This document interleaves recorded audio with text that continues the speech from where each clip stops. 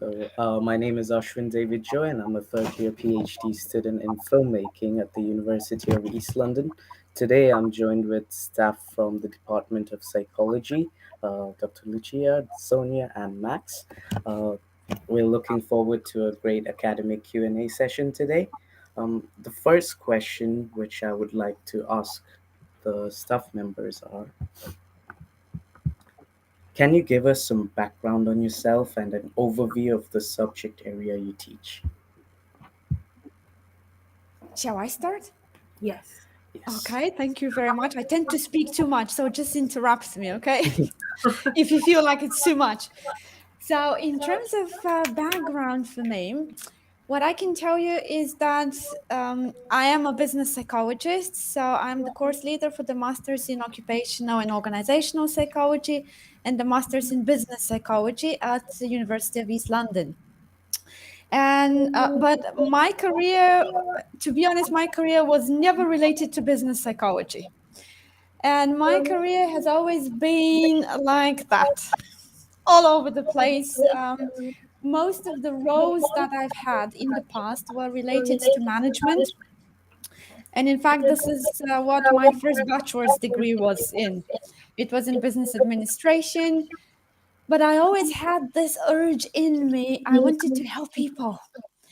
And this was since I was very little. I was 6 years old when I told my mother that I wanted to become someone who would help people. And in my mind, to me, the best idea was for me to become a doctor.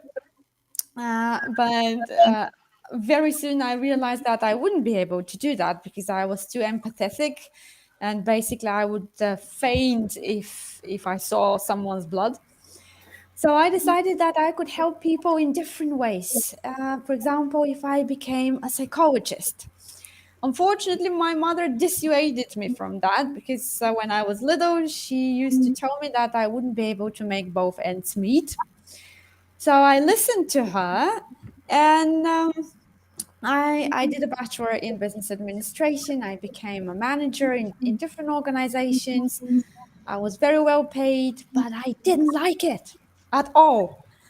And what I felt inside, deep inside, was that I wanted to do something more meaningful than that. And money wasn't a motivator for me. I was earning a lot of money, but I wasn't happy at all. So, what I decided to do was to study psychology. And then I completed four other degrees just because I couldn't make up my mind on what kind of psychologist I wanted to be until this happened, until I found business psychology. So when I found business psychology, I could finally relate, marry business and psychology and help people all over the world. So at least for me, this is my vocation, and this is what makes me very, very happy. Thank you so much. Excellent. My Shall pleasure. shall I go shall I go Yes, next? yes, please.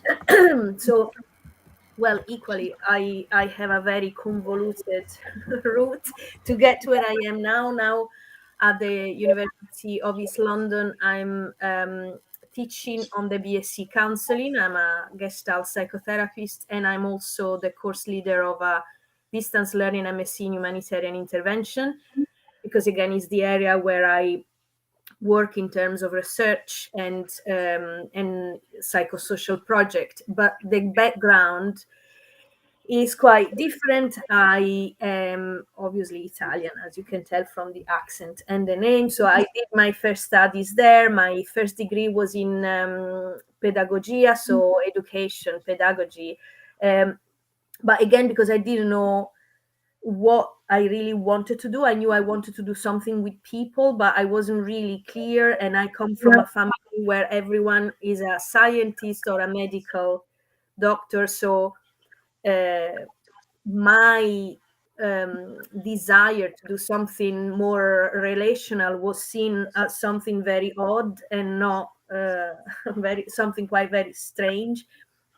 So I started with this degree in education, and then through that I got a scholarship to the UK in psychology because the specialization during my degree was in developmental psychology. I used to really love working with children, and so I started with postgraduate studies in the UK, and then that led me to do a PhD in counseling and psychology. And I started to see very much that the path of the clinical psychology, so working as a therapist or as a counselor, was really appealing, and I really liked it. But before I was able to become a clinical, a counselor and a psychotherapy, again, many years passed because I had to do many accreditations, and really it was at times I felt very demotivated and thinking why I didn't do this in the first place. I was looking at friends of mine that were going in a very linear path, saying this is what I want to do, and they were just going in a very linear way, whereas I was going all over the place, a bit in UK, a bit in Italy. So at times it was very difficult emotionally, and I thought I will never get where I want to go. But then finally, I was able to get the qualification in Gestalt psychotherapist. Although in my job, I was still working as a researcher in education or developmental psychology. So I wasn't really able to match the clinical with the research. I was able to do that quite recently, in a sense, 10 years, 12, 15 years ago, to start be able to get a post in a university where I started to teach finally counseling and psychotherapy.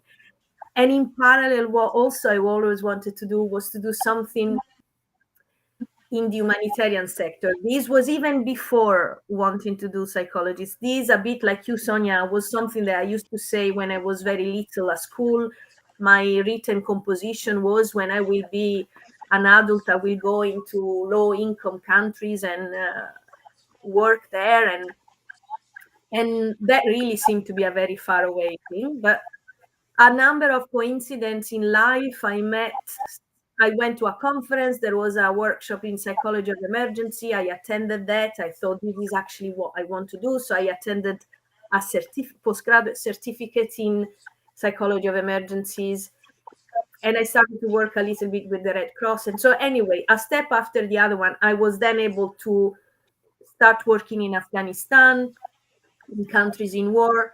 And I finally was able to combine the clinical aspect, so counseling skills, training, with pedagogia, because I started to design training, intercultural training, and all the things that you need to think to make a training suitable and sustainable in culture that are very different from mine.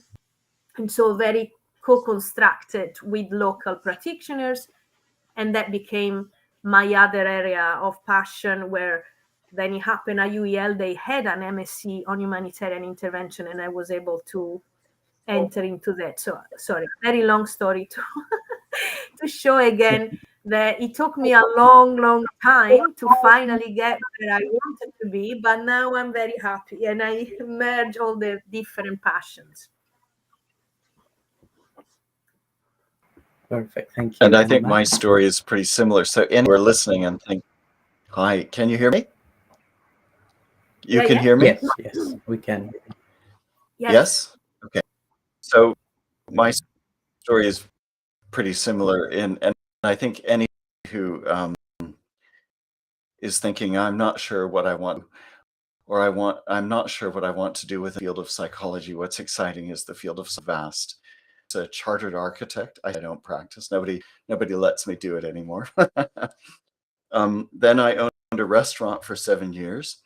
That was quite a white knuckle ride. And after that, starting a business from scratch is really scary. So after that, I became a business turnaround consultant for people whose businesses were faltering or maybe at risk of folding because of various situations. I then was a president of a charity for 7 years. And I think there's a golden thread that weaves through all that, and probably doesn't look like that. But I think in all of those contexts, what was kind of interesting to me was this notion of strengths, resilience, agility. Being in business takes a lot of agility. Being an architect and working on a building site with hundreds of other people I worked at Canary Wharf, and there were hundreds and hundreds of us. I eventually, sort of in kind of night school in the evenings and the weekends, I retrained to, like Lucia, to be a psychotherapist, and in my case, an executive coach. And I feel like I'm doing something I really love, and it's such a privilege to think about all those different things that I did. And it really is about the, people's personal psychology and their interpersonal psychology. So every day that I go to work, it doesn't feel like work. Sonya's giving that. That makes sense, doesn't it? That's how I feel as well. Yeah. Perfect. I love Thank you every so second much. of this experience. Thank you so much for sharing your stories and sharing what inspires you to teach psychology. Moving on to the next question. Before that, if anyone has questions, please do put it in the comment section and we'll go through it later on. Thank you. So the next question is, what should students consider when they are making their decision on their course and university? Can I start again? Oh, Yes. yeah, go ahead. I think I can answer that.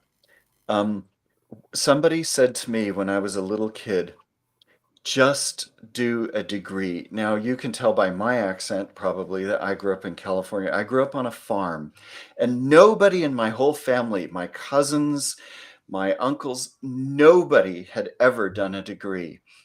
And a family friend took me out for the day, and she said, and I was 6 or 7 years old, and she said, I want to give you some advice. Just do a degree. It doesn't matter what. It doesn't matter what you think you're going to do with it. And so I think that was super good advice. And I think psychology is such a great degree for which to adopt that stance. It's a case of ready, fire, aim. After you start to do the degree, you'll start to figure out how much maneuverability you have within it. And I think that's the best advice I was ever given. I would give that to you as well. That's wonderful. Can I build upon that? Thanks a Yes, lot, Max. absolutely. So, in fact, probably I should start by saying that I completed one of my degrees with UEO, University of East London. Me too. So, I started first. Time to show off. So, I have to tell you that I was an international student back then. And it was very difficult for me. 5 degrees, that's a lot. And every time I had to make a very important decision. And as you can imagine, that's a lot of money as well. So as an international student, I had to think about many things, coming to a different country, deciding on which university I wanted to study with, taking care of accommodation, things like that, let alone language barriers. So as you can imagine, I'm not a native English speaker, so it was pretty challenging for me at the beginning. But I will tell you why I chose UEO and what made me choose this course in this Master's in Occupational and Organizational Psychology. So I was thinking further, I was thinking beyond my studies. So it was not only important to me to do any degree, because I already had quite a few. It was important to me to think about my career and what I wanted to do with my life in general.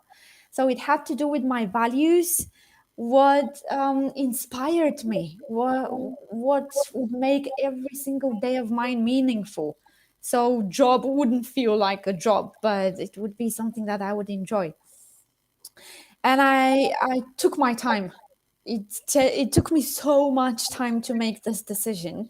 And I checked, first of all, I decided upon the location, because I got different offers from different universities in the UK. I had already made up my mind with regards to the fields that I wanted to study, but I wasn't sure about the university. So I took my time to think about the exact location. That was the first thing on my list. And well, London is London. That's what I can say about that. So to me, London is like the center of the world. There are unlimited opportunities for career success here. And that's why I chose London. And then I had to choose between different universities in London. And I looked at different league tables. And as you can imagine, UEL wasn't very high on the rankings there. And I thought about that and I was thinking, okay, should I rely on these rankings or should I think about something else? So I started approaching course leaders from different universities and having meetings with them. And the moment I met the course leader of the program at UEL was the moment when I made up my mind. Because, this type of people can only be met at UEL. So supportive, so caring, so knowledgeable, such professionals. They're amazing. And I got so addicted to UEL that I can't leave it now. Even though I have job offers from other universities, I can't leave it. So that's my advice. Think about your career. Think about who can get you where you want to get to. And my advice is choose UEL because of all the support that you will get here. You won't get it anywhere else. I'll just very briefly add on this. I agree with all, and probably my answer is more similar to Sonia in the sense that for me it's very important also to really listen to what is your passion, what makes your life meaningful. And so for me that would be an advice, to really go for what you feel that your life would become more meaningful. So I'm in this very existentially, I think for me it's very important. Thank you for that. The next question. Can you please talk us through the academic support available to students in the School of Psychology? Can I just lead? I think I can just lead to what Sonia was saying, and her experience of how she felt supported and how really that made her choose to study at UEL.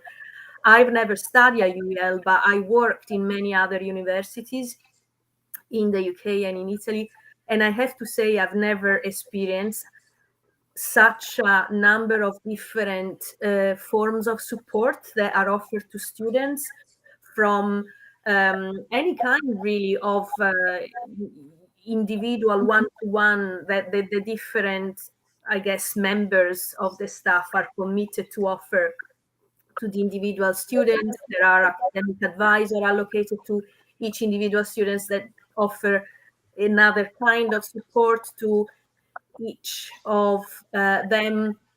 There are a number of kind of services that are offered, from well-being or more practical and academic support.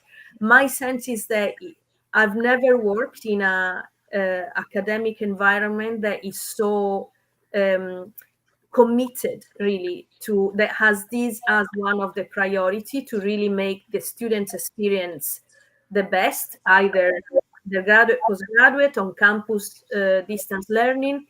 And because I teach in both, I can really see how there is this commitment to intention to make that possible. So from this point of view, for me, it's also a pleasure to work in this environment, because it's a very pleasant place, being in a context where there is such a dedication to students. Thank you. Max, would you like to go next or shall I say something? I just really echo what Lucia says. I think it's an absolute explicit commitment. It's enshrined in everything we do, from the mental wealth initiative to the careers first agenda, through to, if you read on our website, Vision 2028, this amazing sort of template we have for individual and collective growth. So I would agree. I think it's embedded into the DNA of the University of East London, and it's always exciting to see how students take that up. I love this. So I can only echo your words and add something which is specific to what I do in terms of support. So what I can tell you is something that I say to my students at the end of the induction day. I tell them, welcome to my UEL MSc family. And this is exactly what it feels, not only for me and my teaching team, but also for the whole student body. So it feels like a family because we establish this relationship during the induction day, and then it doesn't finish with the end of their studies, but it goes beyond that, just like with families. We may go through rough periods, the people may struggle, but we are always there to support each other, always. And what happens is that this relationship goes beyond that. So what we do is, for example, something that I do on a weekly basis. I have a meeting with different alumni, so I can support them with their job search. I can help them, because I'm a practitioner as well.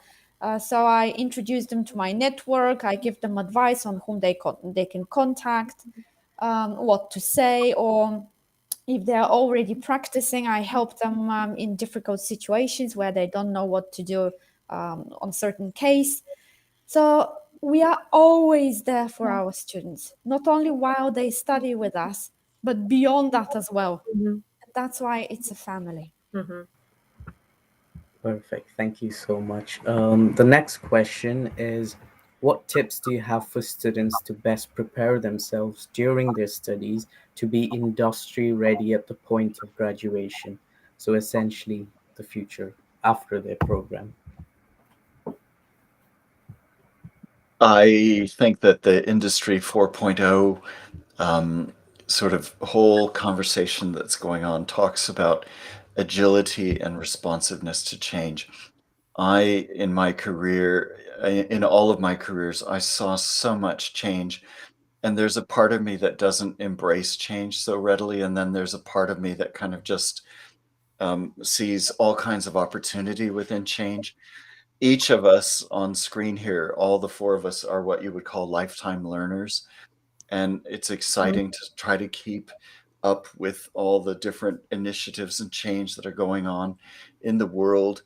We listen to the radio and we think it is we're a society in flux, we're a planet in flux, and I think that's my tip, is to embrace change and be agile and see the opportunity within it. That is Thank just you. fantastic, Max. Can I add something to that? So change is the only constant thing in life, that's for sure. And we have to be ready for that, mentally ready for that. I would also advise all students to take advantage of everything we offer at UEL, because we have a fantastic career zone. They offer so many workshops, they have job vacancies, so many of them on their job platform, different one-to-one career coaching services and so on. Take advantage of everything. This support is here for you. And for example, on the MSc, the master's courses that I lead, we have something called the Business Psychology Lab. And I always encourage all the students to take part in our projects, because this is how they gain this invaluable work experience, and this is relevant work experience before they graduate. And once they graduate, not only will they have a master's degree with a very nice, prestigious university in London, but they will also have all the work experience that they need. And I have a very recent success story because of that. One of our students who completed the master's in occupational psychology also took part in a project in the lab, business psychology lab. And then she graduated and she went back to her home country. And she was immediately hired by Deloitte as an occupational psychologist, even though she didn't have any prior experience apart from the experience from the lab. And they hired her because of her degree with us and the experience from the lab. So take advantage of everything, every single way of support that we offer at UEL. We're here for you. Yeah. Right. So it's the last 4 minutes. Um, do you want to add in something, Lucia? The only thing I wanted to add is that something referring to something that Sonia said earlier that I also use a lot in the MSc Humanitarian Intervention, that is the connection with alumni. So with those ex-students who are already in the field of um, the workplace, and can I often invite them to give lectures on how they are applying what they've learned into their different contexts and professional role, and that can also be a very inspiring and mind-opening tool and resource for current students, because you see actually in practice what other previous generations of students in the same course, and the variety of possibilities that people encounter after their qualification or they have been able to create. So that's another resource that I think, again, across courses is very common at UEL, that I think is very beneficial for students.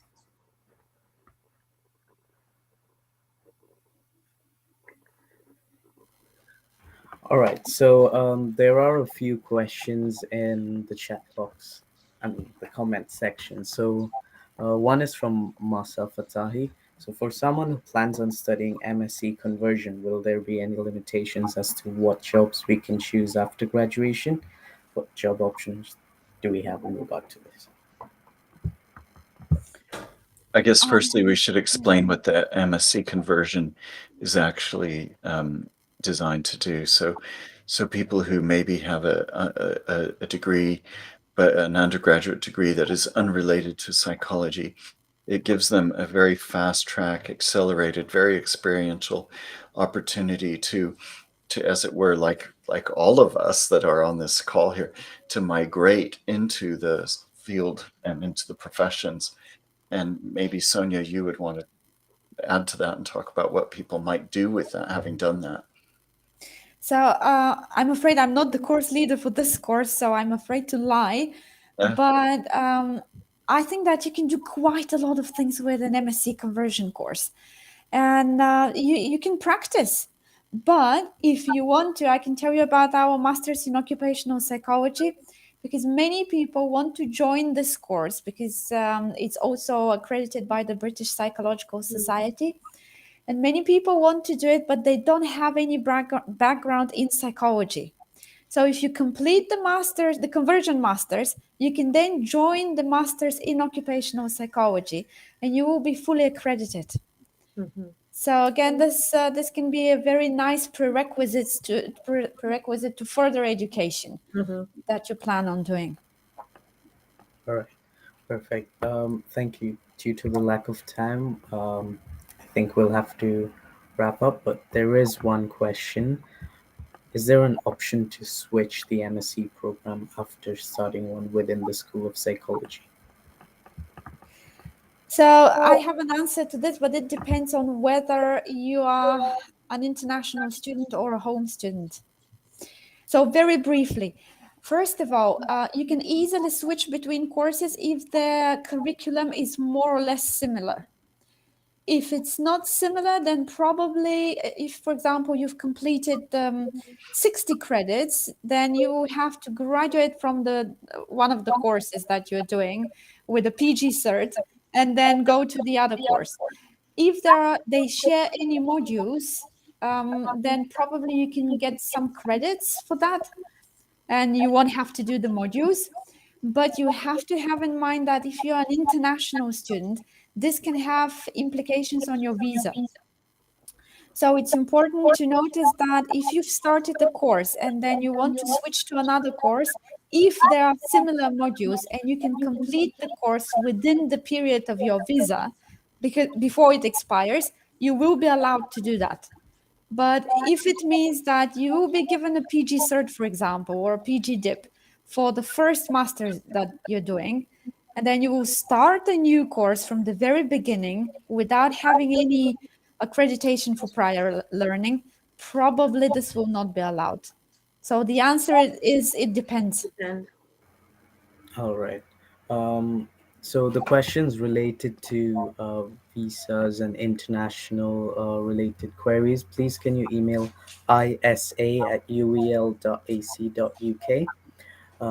Then there's another question related to the commerce. So, Serene, if you can just, yeah, I'm a commerce postgraduate from India. What opportunity for me in further study in psychology? So, change in career, essentially. I think that's the question. So I guess it would be the MSC Conversion course. That would be a really good gateway. That's exactly what the conversion course is designed for someone to see that as a gateway to migrate to a different domain within the overall field of psychology. Although, you know what, I'm thinking that if you want to do something related to business psychology without having any prior experience in psychology or qualifications in psychology, you can join the MSc Business Psychology course. Yeah. It's more or less identical to the MSc Occupational Psychology, but it is for students who don't have any background in psychology. So again, there are options. And I'm just thinking, if you are ever interested in the humanitarian sector, in the MSc Humanitarian Intervention, that is distance learning only, but within the School of Psychology, you don't necessarily need to have a degree in psychology, and you can move into the area of psychosocial intervention through that. Max, isn't it the same for your program? Well, I'm trying to think that through. We have a different accreditation body, the British Association for Counseling and Psychotherapy. I'm not sure. I think that these individual cases, people need to enter into dialogue with us, because what really counts is that people have as much agility as they need, as much maneuverability. And I think that probably that person who was asking the question, there'll be 20 other people who are thinking, well, what about me? So I think that each of us needs to kind of really have a clear sense of that. I think what those people who are listening will gather is there are lots of opportunities, and it's really about holding a light up to what they are. And I see that we're over time, but I guess the very best advice is to note the main switchboard number, because sometimes you can get through to somebody who says, well, I know somebody else who can answer that question more meaningfully. And then you'll be put onto one of ourselves, and we can help you map those different training routes out for yourself. Perfect. Thank you so much. Due to the lack of time, we'll have to wrap up. Thank you all for attending this session. And yeah, thanks to the lecturers who took. Thank you. Have a lovely day or evening. Bye-bye. Thank you.